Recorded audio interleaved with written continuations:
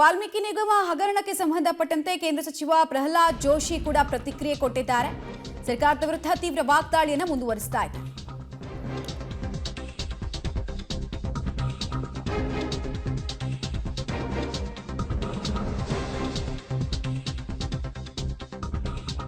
ಎಲ್ಲ ಹಣ ನೂರಾರು ಫೇಕ್ ಕಂಪನಿಗಳಿಗೆ ಹೋಗಿದೆ. ಎಲ್ಲವೂ ಕೂಡ ಹೈದರಾಬಾದ್ಗೆ ಹೋಗಿದೆ. ಇದು ಸಿದ್ದರಾಮಯ್ಯ ಹಾಗೂ ಡಿಕೆಶಿಗೆ ಗೊತ್ತಿದ್ದೇ ಆಗಿದ್ದು 1.5 ವರ್ಷದಲ್ಲಿ ಸರ್ಕಾರ ಭಯಂಕರ ಭ್ರಷ್ಟಾಚಾರವನ್ನು ಶುರು ಮಾಡಿಬಿಟ್ಟಿದೆ.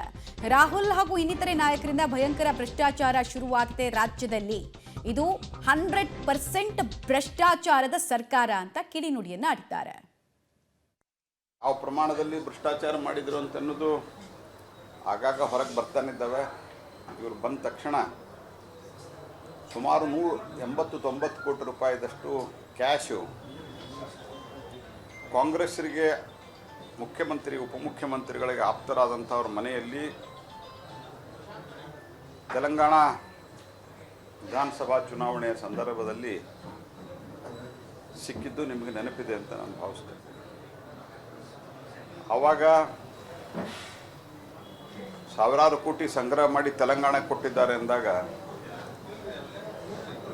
ಕಾಂಗ್ರೆಸ್ನವರು ಇದರ ಬಗ್ಗೆ ಭಾಳ